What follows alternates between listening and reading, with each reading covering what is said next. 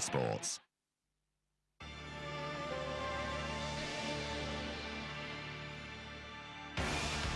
Murrayfield and the Magic Weekend, the scene of a critical fixture for both the Castleford Tigers and the Catalan Dragons in this opening match of Sunday. There will be two nervous teams doing battle for the second time in 2010. Let's just remind ourselves briefly of the table. That's the way the top looks at the moment. Warrington on top, courtesy of their points difference. Wigan and St Helens and Huddersfield will play later today, and Hull Kingston Rovers, of course. But this is where the action is at the moment. We have Castleford Tigers in 11th place and the Catalan Dragons there at the foot of the table. Right, let's take a check on the way the two teams will line up. This is the Castleford team. They've got Ryan McGoldrick at full-back. Then it's Kirk Dixon, Jordan Thompson, James Evans and Michael Wainwright. And then the exciting Rangi Chase and Brent Sherwin combination at 6 and 7. Up front, it's Mitchell Sargent, Ryan Hudson, who's the skipper, Paul Jackson, Craig Hubie, Stuart Jones and Joe Westerman. And the bench for the Tigers, occupied by Steve Snitch, Liam Higgins, Oliver Holmes and Chris Tewson, whose loan deal from Wigan has been extended. The coach is Terry Mattison. Now the Catalan Dragons, Dimitri Pello at full-back, then it's Stephen Bell, Sebastian Ragan, Setimata Sarr and Frederick Bakary. Thomas Bosk and Casey Maguire. That offers something for the Dragons as well. Up front, Jerome Guisset, Jean-Philippe Bale goes in at hooker, Dane Carlaw, he's in the front row, Olivier Ellimer, the skipper, Gregory Moon is second row, and Dallas Johnson, another exciting player, he is the loose forward. And the interchange bench here, occupied by Julian Tuxagas, Kane Bentley, Sebastian Martin and Remy Casti. And the coach is Kevin Walters, back on duty after being home for a family funeral. There they are, the players are waiting for us. Castleford Tigers have never won at the Magic Weekend. Will they make it fourth time lucky? Let's go to the commentary box. Steve-O's moved upstairs to be alongside Paul Cullen, Terry O'Connor, but first, Rod Studd. Thanks, Eddie. Well, on paper, this is an extremely difficult match to call between two sides whose recent form has been flaky, to say the least. Castleford's win over Salford last weekend was their first in 5 attempts. They were knocked out of the Challenge Cup by Championship club Barrow, and as you mentioned, the Tigers have never won at the Magic Weekend. Catalans have lost their last 4 Super League matches to slide to the bottom of the pile. Statistically, they have the competition's worst attack and worst defence. But what will the Dragons produce today? The last 3 meetings between the two teams have been extremely close, decided by 4 points or fewer. Could it be as close again? The 3 wise men are alongside me, Paul, Terry and Steve-O. What do you reckon, gents? Which way will it go? Well, I think Castleford have to try and maintain that form from last week. There is a rebuild at Weldon Road because they were dumped out of the Challenge Cup by a Championship side. That takes an awful lot of getting over as a team, and they have done good work in the progress on that by beating Salford last weekend. The Catalan Dragons, they have to improve their discipline and their defence. They were awful at Warrington. Here we go then with day 2 of the Magic Weekend 2010. Catalans against Castleford, Huddersfield against Wigan and Saints against Hull KR to follow as we complete this round of matches, round 13 of Super League 15. And the Catalans know that if they can win this game by 20 points, and likely as that sounds for a team that's only won a couple all season, they will be off the foot of the table and replaced by Salford, who were pasted by Warrington last evening. Well, both sides, as we say, short on confidence. Castleford will have been rebuilding after that win over Salford last weekend. Maybe that'll just make the difference and spark Terry Mattison's team season. They have kept the same side, the same run-on team from the team that beat the Salford City Reds, so at least a little bit of consistency in selection for Cass. And what they'll be looking for is the same, what they come up with in the second half performance. 96% completion rate. They got to the kick, they put pressure on Salford. I think Kevin Walters will be looking for his team to be more dominant in defence. They looked really fragile last week when they played against Warrington. Yeah, they looked fragile on both sides of the ball, didn't they, Terry? Attacking-wise, they were devoid of ideas, and there were certain question marks and questions raised about the whole team's attitude, really, and the way they played against Warrington. Kevin Walters, the coach, is back here. He's been away on compassionate leave at a family funeral down under, but arrived back in the Scottish capital on Friday, so here to organise his troops. He badly needs a win. Badly needs a win, Kevin Walters. A team that Well, they got within an ace of the grand final last year, with 80 minutes of the grand final, and this year so different, Paul. Well, confidence is a very fragile situation. You know, you've got to keep looking now on completing those sets, doing exactly what they've just done there. Probably not the best kick in the world, but it was reasonable. It did go straight to the winger. You have liked it to maybe hit the ground and roll a little bit more, just get a little bit more field position. But they've not made a mistake so far in the game, haven't given the ball over and haven't given a penalty away yet. Yeah, I think we'll see a lot of that. Error-free football will be the aim. I think it'll be fairly conservative. James Evans drives it in for Castleford. Terry Matheson, the Castleford Tigers coach, the man who led his side to 7th in the table last season. Catalans finished 8th. Cass went out in the first round of the playoffs, and the Dragons went to within 80 minutes of Old Trafford before being derailed by Champions Leeds. Now, is this the first chance for Cass with Brent Sherwin at dummy half? Chase is the man they've come to see if you're a Castleford supporter. Leads most of the stats in terms of attacking ideas for Castleford, and here he is with ball in hand, a little chip ahead. Should be dealt with by Dimitri Pello, but just slipped a fraction, the French international, but managed to tidy up at the second attempt. Good set of 6 from Castleford, just getting to the kick, trying to put that bit of pressure on Rangi Chase, the man in your picture. He can cause problems. He just needs players flooding forward, giving him a bit of support, leading into that next hole. They're a maverick player if ever there was one. Terry Matheson had to drop him for that game at Huddersfield a few weeks ago for disciplinary reasons, and Westerman was similarly disciplined by Cass, but Chase could produce absolutely anything on the rugby league field. Magic Weekend, you would feel, was made for someone like Rangi Chase, and we'll certainly keep our eyes on the number 6 for Castleford. Good offload. So Bale bustling onto the ball, who's playing at hooker today and trawling through the records. He's only played hooker one time, we think. That was at Warrington a couple of seasons ago when the Catalans won 40-20. But interesting, Terry, to see a team shuffling around positions like that and playing a guy at hooker that isn't used to it. What Bale has got, he's got speed and acceleration from dummy half.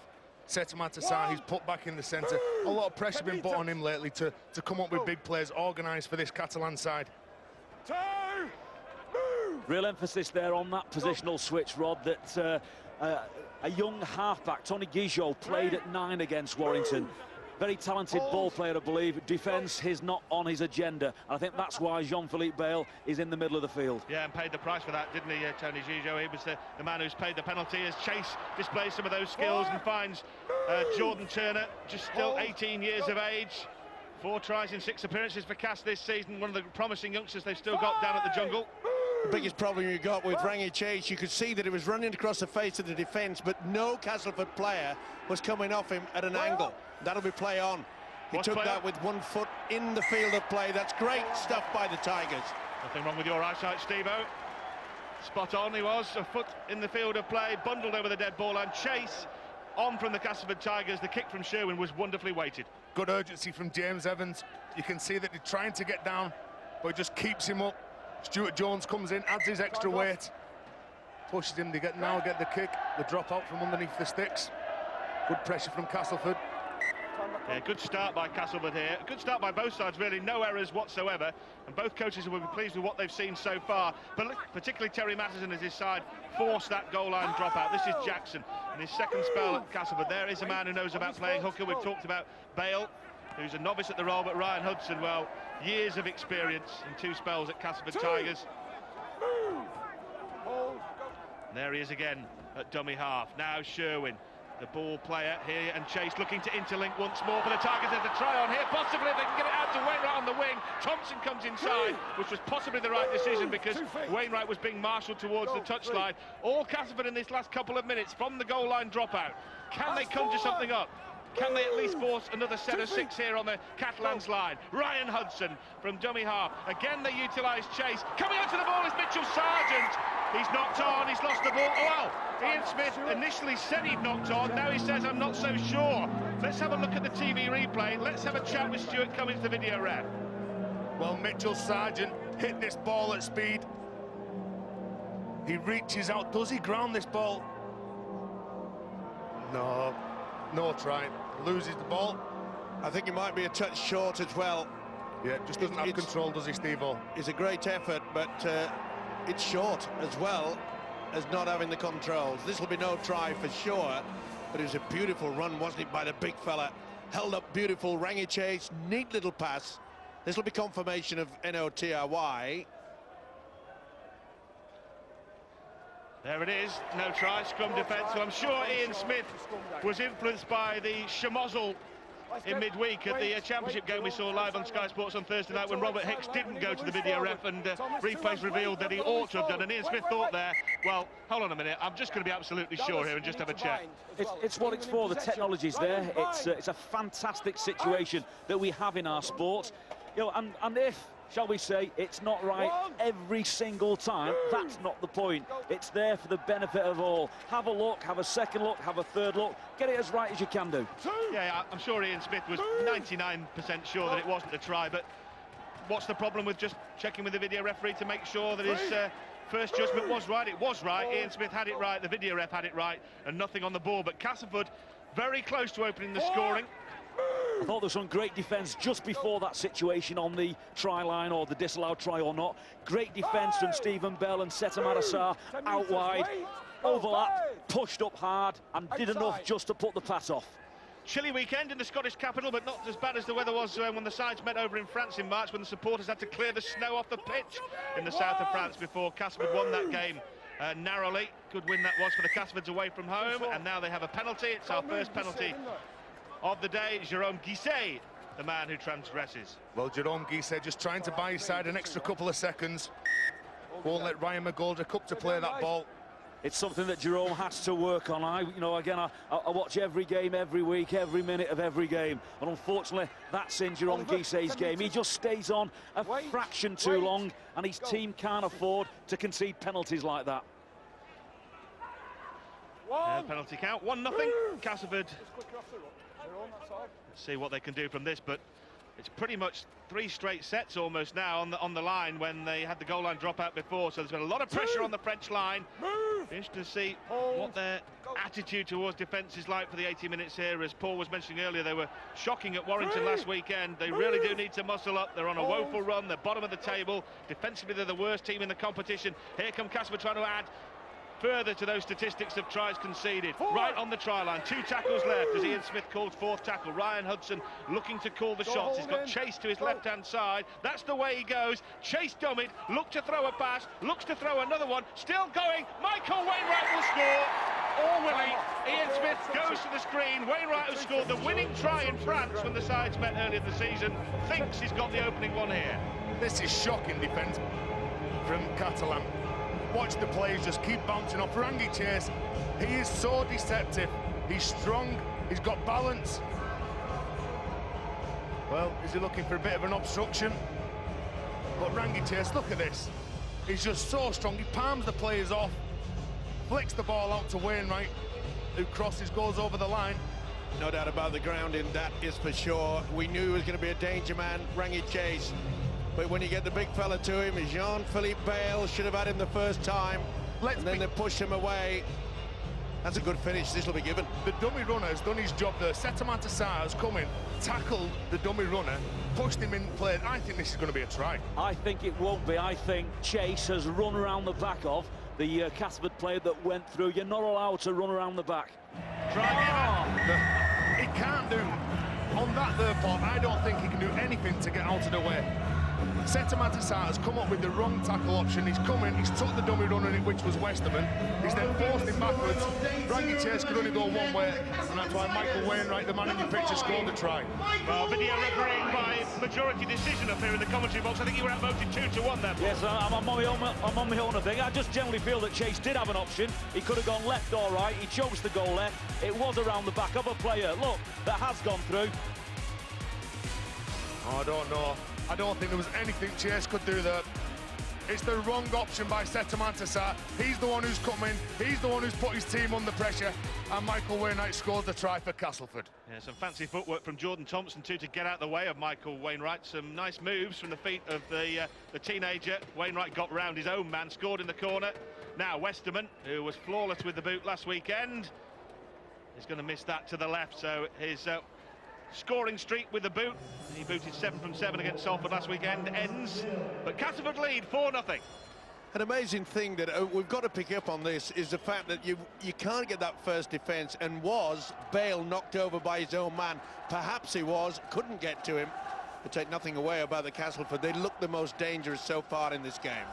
I'll consider myself firmly put in my place. It's not a matter of that. We just know Paul Cullen has got no future as a video referee. Well, it's a good job. You've not enough time, have you, Paul? I mean, you're coaching at Widnes, you're analysing all the games for boots and all. I don't think you can fit in video refereeing as well, surely. They can always squeeze a little bit more work in. You always can. Michael Wainwright gets his 4th try of the season, and that takes him joint top in terms of Super League tries at Castleford, with Westerman, Shenton, Evans and Ainscoe has now gone back, well, to his parent club Wigan and then on loan back to your club at Widnes, Paul, hasn't he? But it just shows you that there's a problem there. If your leading scorer's only got 4 tries, it is a worry. You do need a guy who's capable of double-digit try scoring at this time of the season. Well, it always helps, but it sometimes isn't about the guy that just keeps putting the ball over the try line. It's that consistency of performance and certainly your consistency in discipline and defence. Final one in this set for Cash. Chase launches it long. It'll be collected by Pello, who was prepared to let it bounce, which is always a little bit chancy, but Pello comes away. This is the position that's caused them problems. Full-back, Pello there at the moment. Well, Huddersfield Giants are next up against the Wigan Warriors. There they are watching on, the Giants. Nathan Brown's men. They play Wigan twice in 3 weeks in the Super League. Catalan are not giving themselves a chance in this game. Castleford, from that kick-off, have come 90 yards. And that's just because the Catalan defence, it's so jagged, they're not going up as a straight line, there's gaps everywhere, and they're not even dominating. Now, Castleford are getting it right on both sides of the ball. In fact, I can't remember Catalans having a play the ball inside the Cas 30, so it just shows you where the field position look at that speed of line from Castleford then. He's hit Casey Maguire and tackled him behind the advantage line. Here's McGoldrick. We talked about Chase being a maverick player. Well, McGoldrick, you wouldn't know what he might do next. He really is one of the most unpredictable players in Super League, and possibly a contender for the world's most tattooed rugby league player as well. No, I get that. That is for sure. But you know, Rod, the one thing that I've noticed over the 2 days is that quite a lot of the teams are looking very, very tired. Now, is it the pitch? Is it the turf? I don't know. I haven't had a chance to go out there onto the surface. Bad, it doesn't feel that it would be sapping. It's not like, you know, the teams who are looking tired will be the teams who are doing an awful lot of defence, who are turning the ball over and giving more penalties away than their opposition. But we saw yesterday, didn't we? You know, Bradford, they looked lethargic. Hull did exactly the same thing, and I'm just wondering whether this pitch has some sort of effect. Yeah, good point, Steve. You've got to say that the Catalans have started in a very similar style to Bradford and to Hull FC, haven't they? And neither of those teams ever got into gear in the remaining 80 minutes. But Catalan have started line up, but let's give some credit to Castleford by the speed of which they've started this game. Yeah, it's been impressive. They've got the only try from Michael Wainwright. They lead 4-0 after 13 minutes. Magic Weekend Day 2 here at Murrayfield. And we saw the statistic come on the screen a minute or so ago that the Catalans have spent 1 minute in the opposition's half in this match. You ain't going to win many rugby league games with those kind of statistics. That was an interesting set from the Catalan Dragons. It was a back set. If you notice, then it was the wingers and fullbacks, the halfbacks running from dummy half.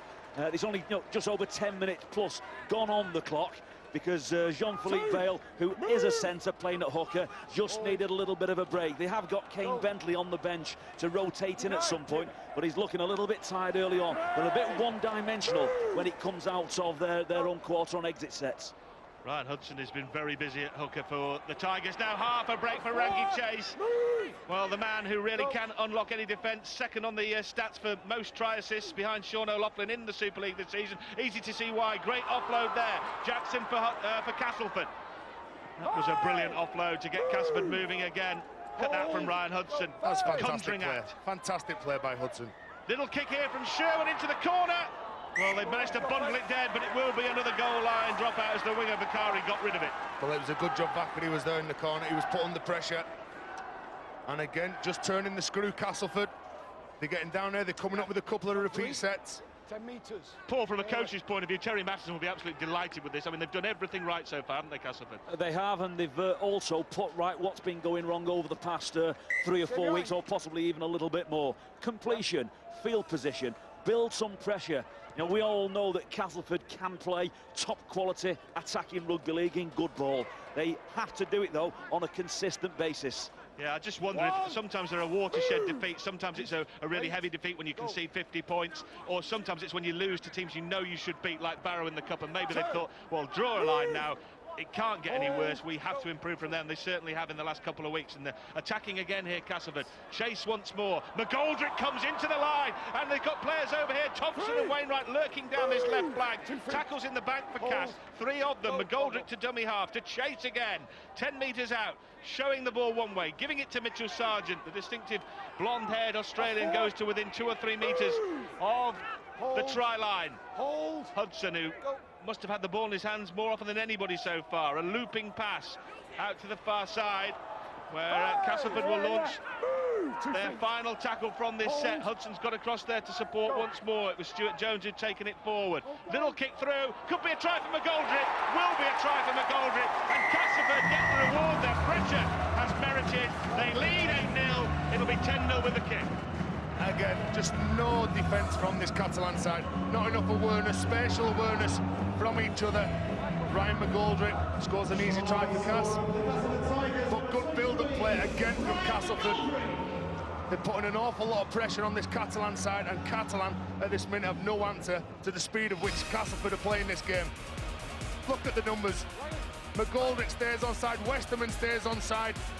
But McGoldrick is so urgent in his play.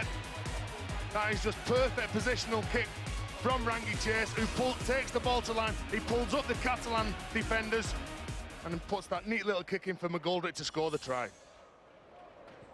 Food and drink to Westerman. 10-0 to Castleford. Well, Catalans at this stage are staring down both barrels, aren't they? I mean, this is looking like it could get ugly. Well, we hope not, for the sake of Catalans and for the game that we all want to be a part of. But urgency is the key word. You absolutely nailed it, Terry. The fullback was there, and so was Setamassar on that mini pendulum around the back. They read the play, they simply didn't get there quick enough. But that's a type of play that every coach enjoys, because that came off the training paddock, no doubt in my mind. McGoldrick knew exactly where that ball was going to be, and there should be a smile on the face of Terry Madison.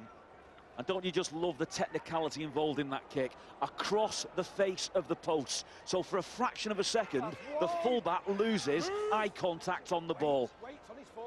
Catalan Dragons, as we've mentioned, within 80 minutes of Old Trafford last year, have signed some big-name players in the off-season, like Dallas Johnson from the Melbourne Storm, but they haven't produced. But if you look at the players that they are missing, Mogg, who returned home, Fakir, Walker, Greenshields, is that the reason that they're missing so many big names, or is there something more to it than that? Well, if we just look at the logistics of what has to be dealt with today, we all agree that Catalan started this game in good spirits. The first couple of sets were decent. It was a penalty for lying on for an eighth of a second too long that put them in a vulnerable position that they haven't recovered from yet. The biggest problem, in my view, is the fact that you're going to get a sore neck, because we have not seen anything other than Castleford going towards the left-hand side from our commentary position. And it's a big problem for Kevin Walters. Their kicking chase game is poor. We've already discussed their defensive line is out of shape. He's got to do something quickly. Well, 17, nearly 18 minutes of fault-free football from the Castleford Tigers. It's given them a 10-0 lead. They haven't made an error with the ball. They've kicked brilliantly. They've forced 2 goal-line dropouts. They've scored 2 tries. They've hardly missed a tackle. And Terry Mattison must be purring with delight. But, as we've seen many times, a Super League match can turn very quickly. As he makes an interchange, Mattison, he brings Liam Higgins into the fray in place of Mitchell Sargent. He'll take a breather. Well, the Catalans have got into Castleford territory for virtually the first time this afternoon. Well, a mishmash at the play. The ball play on is the call as Bale drives it in down this near touchline, and it is the last tackle. Now, what can they produce from here? I haven't mentioned Thomas Bosk's name as yet so far. Here's Maguire. Here is Thomas Bosk. Well, a kick ahead that Cass should deal with. No, it's a good one. It bounces kindly for the Dragons. Now is that knocked on by Wainwright? He's offside. It's a penalty. Yeah, Wainwright offside. Oh, time's off. Well, Bosk did produce for virtually the first time he's got his hands and then his foot on the football. Well, it's a good job McGoldrick went to make that tackle. Wait. But you can see that he follows through. Wainwright taps the ball forward. McGoldrick offside. Yeah. That's one. Move. And another penalty off the back of it for not releasing the tackler. Wait. Holding on to the ball, and the tackle, says Ian Smith. A couple of back-to-back penalties for the Catalans. Is this the turning point as Bosk spins the ball out to Dimitri Pello, a free scorer last season, but hardly on the sheet this year. Just 2 tries this year, 17 last year. What a difference 12 months has made. Elmer, the captain. He needs to lead by example out there. Well, they could badly do with a try here, and I tell you what, if they do score, it would against the run of play, but it would change the whole game round here. Maguire offloading to Sarr. Setiamata Sarr was close to the try line. Dallas Johnson in on the act. Maguire can't pick it up. It was a poor pass from Johnson, a world-class forward like Dallas Johnson, but the pass just simply wasn't good enough. But they look dangerous. They show Catalan this season that they can come under tries, but that poor, the execution of that pass from Dallas Johnson. Let's give a lot of credit as well to the effort from Rangi Chase. He just drags back the ball-carrying arm as he's trying to flick it away. Well, he's been here, there and everywhere, man, hasn't he, Rangi Chase, and I'm sure he's been happy with the fact that Brent Sherwood and his half-back partnership is there. It was arguably the best set of the game for the Catalans in the build-up to that. From the scrum, won every single collision and put Castleford on the back foot. Castleford handling error, their first handling error of the game by my count. And it's Jordan Thompson who is the guilty man. Oops. Well, interesting now, interesting as the Catalans effectively have now got 3 sets on the trot here. They need to make this count. They do, you know, and young Jordan Thompson, big boots to fill. Obviously no Michael Shenton in that left centre position, and maybe that's a target they're going to keep going at. Well, they're trying to get Pello free on the left, and he's got the ball away. A try here, a try for Frederick Bakary. For the Catalan Dragons, they have made that spell of pressure tell and pay. They're back in the game, they're back in business. Good play. Kevin Walters will be happy with that. Had a couple of sets of 6, come from the mistake from Jordan Thompson. But Catalan have shown that they are very dangerous when they're down Castleford's end of the park. They've spotted a little bit of a niche down that side, haven't they? They've tried to get Pello in from fullback down that left-hand side, and it's worked there. They've tried it a couple of times. And there's the mistake from Thompson. Comes from the scrum, the set play. You can see the plays coming through. Bragan comes through, attracts the defenders. Bakary just gets outside of his man. But this is what we'd like to see. Running with numbers, Dimitri Pello, fantastic footwork. He pulls in Kirk Dixon, but Bakary goes in for the try in the corner. It was a great score. You can't detract from the footwork then of Pello. A little in and away. Great little two-step with the feet. Takes an awful lot of skill to get that right at this level. Yeah, 4th try in 4 games. Sorry, Steve, 4th try in 4 games for Bakary, so in good form. Yeah, and Dimitri Pello, he read it well. He came at the right moment. He was hiding behind the runaround. When they did, he came on the arc. He wasn't showing his hand early. Muniz doing the goal kicking. Well, Thomas Bosk, who is one of the finest goal kicks in the competition, isn't kicking at the moment. He had ankle problems that kept him out at the start of the season. I don't know if they're still troubling him, but Muniz has been kicking for the last few weeks, and, you know, every 2 points counts, doesn't it? It does. You have to get an awful lot right to win a game of rugby league at this level, and if it's just not quite working, you can become undone with it. You've got to credit the Catalan Dragons out for some point. Clint Greenshields is such a good player, such an influence to the way that the Dragons attack. That link-up around the back of the lead runner is so phenomenal, it's difficult to get other players like Pello to come in and play at the same standard. But that was Greenshield-esque. Yeah, Greenshields, one of the guys out, broken leg. Chris Walker this side, obviously a key element.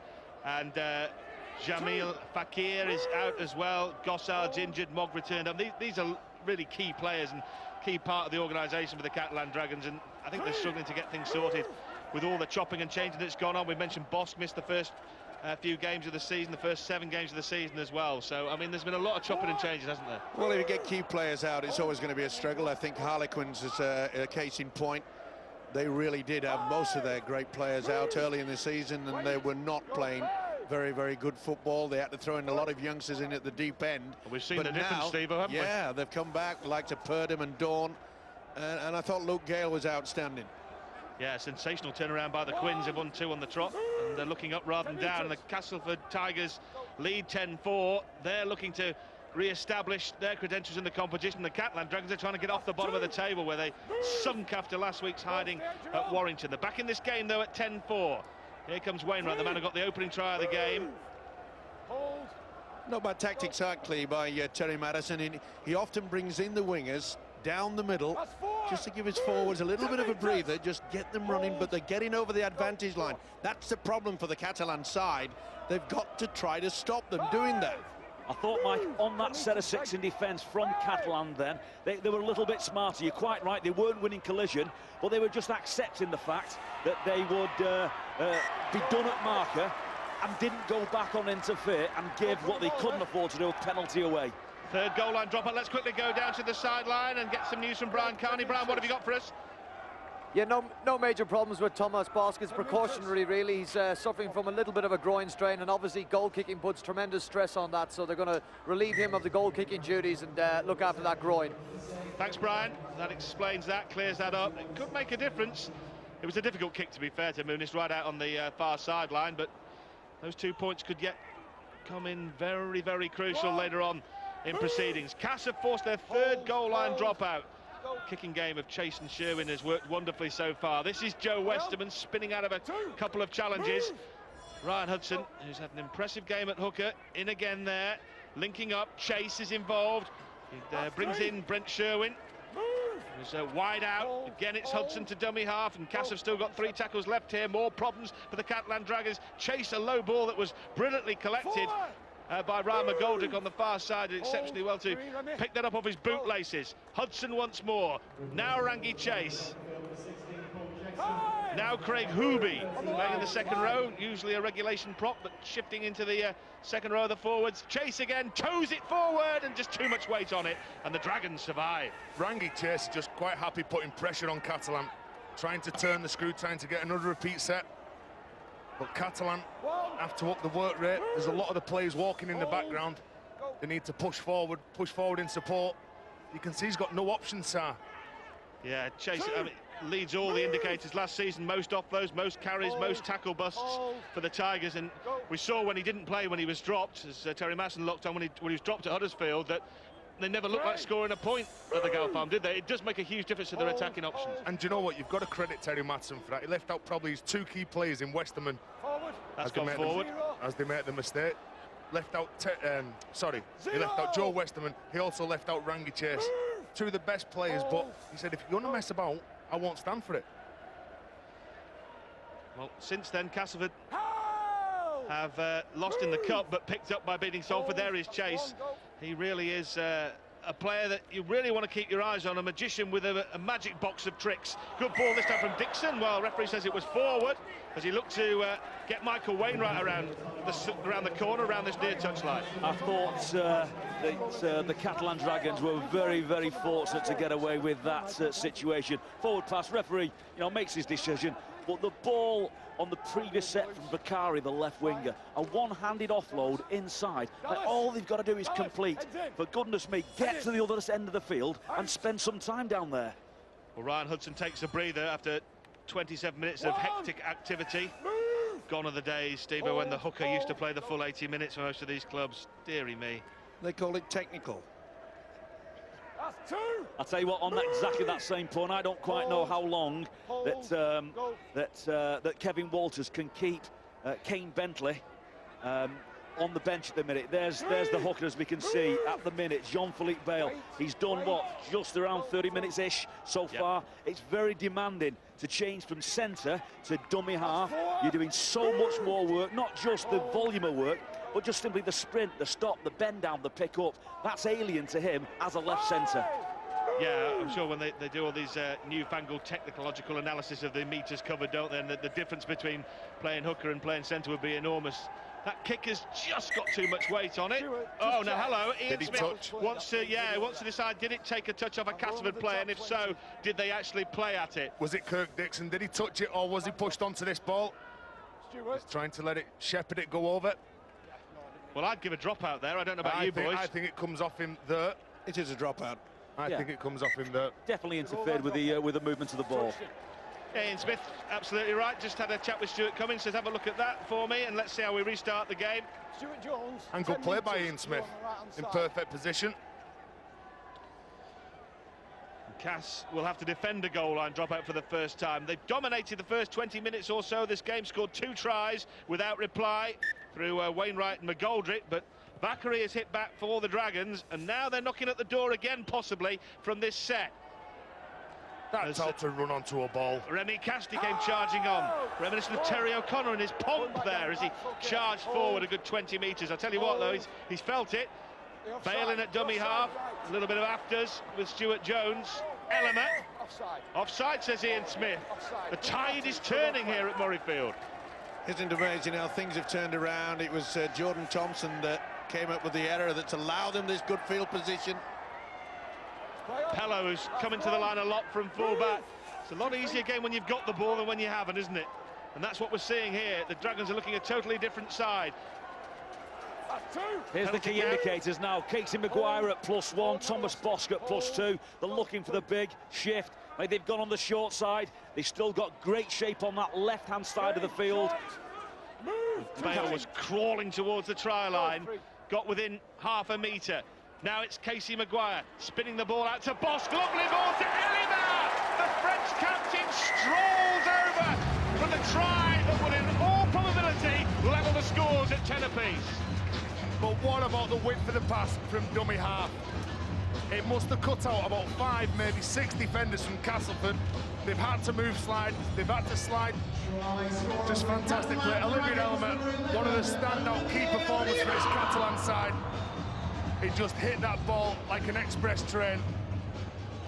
They were teeing that play up then for about two or three sets. There's the challenge. Yeah, look, he just deliberately gets himself between the ball and the challenging runner. The referee and the video referee made exactly the right decision. And look at that great shape. Man around the back, the Castleford defence couldn't read it. Beautiful little ball, +1 off the hits, +2. The big man almost unstoppable from 5-6 metres out. And the Dragons well and truly back in the game. Well, against his former club, way back when, in 2002, he made one appearance for Castleford, Olivier Ellimer.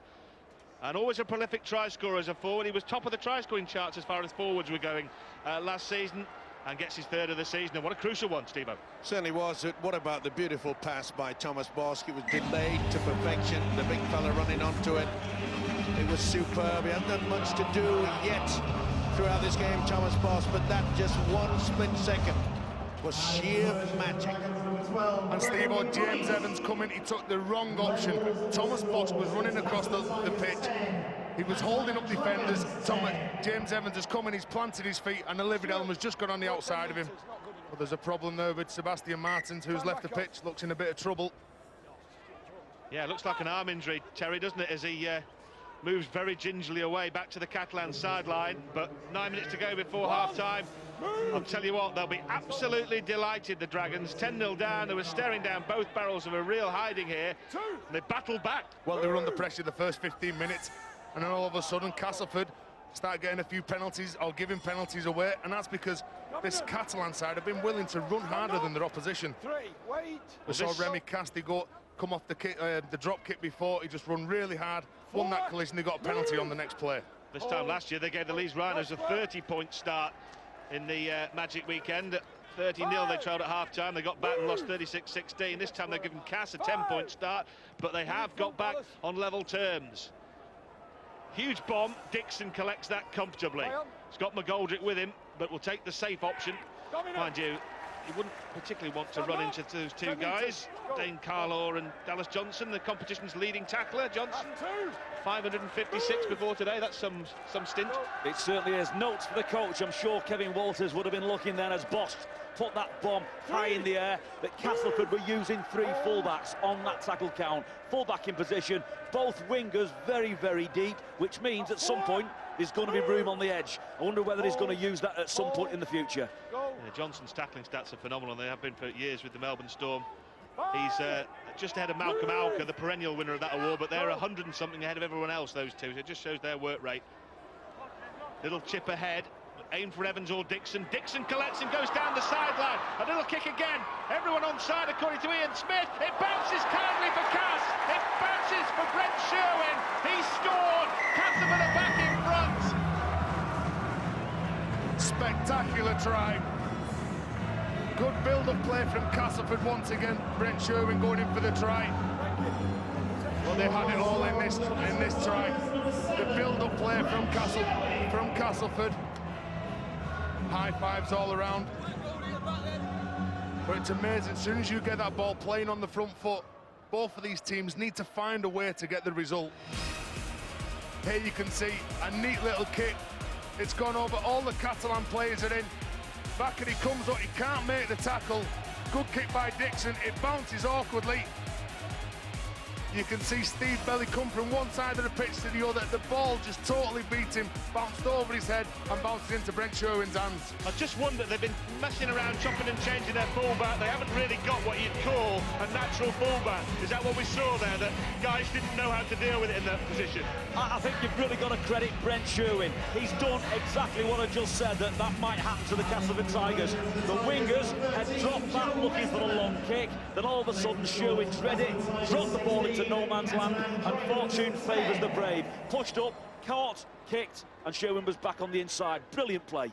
Westerman added the extras, 16-10 to the Castleford Tigers. Tit for tat, try scoring here at Murrayfield. Cas 10-0, then 10-all. Castleford 16-10 in front. Which way will it turn next here in this game? Later on, we've got Huddersfield against Wigan and Hull KR against Saints. Hold. It's a difficult game to call this. It was difficult at the start. It's just as difficult now, really. The last 3 meetings between the teams have been settled by 4 points or fewer. Cas won the last game in France, 2016.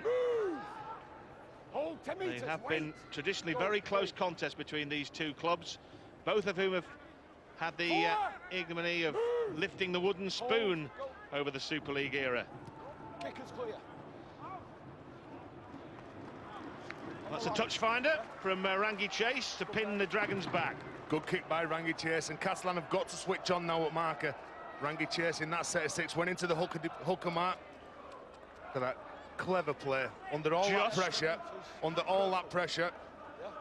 And that was really the right thing to do for the Catalan Dragons, because not many teams are really going to, on the back of scoring a try, the call will be, let's complete, let's make sure we don't make a mistake bringing the ball back up. So there was no need then to lie on at the tackle and possibly incur a penalty from the referee.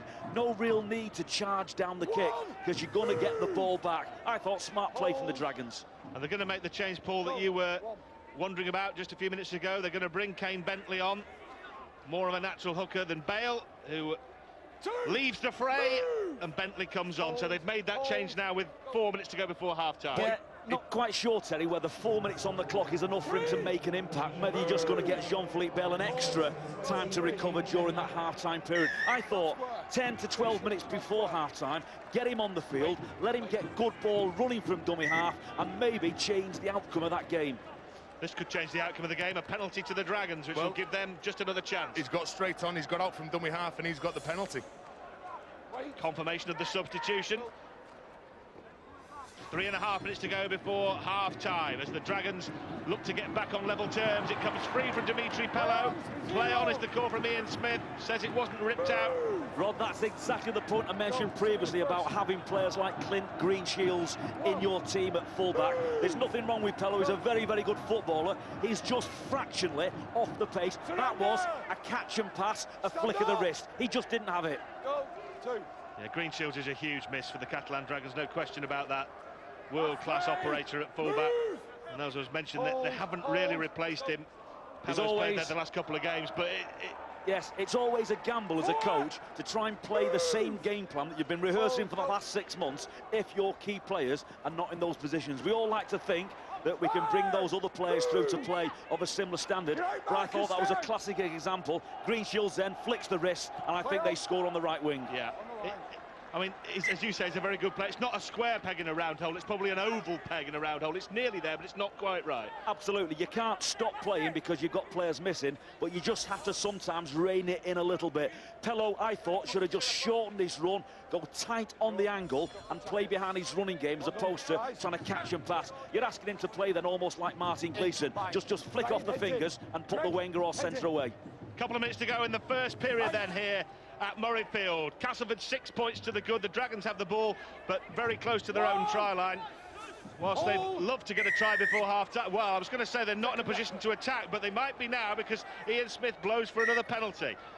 And it's a silly penalty as well. Jones all over the man trying to get up and play the ball, and it's things like that that really turn a coach's hair grey. I mean, There they are, they're in a good position. It was a good kick, eating up the clock. They'll be quite happy to have a 6-point lead.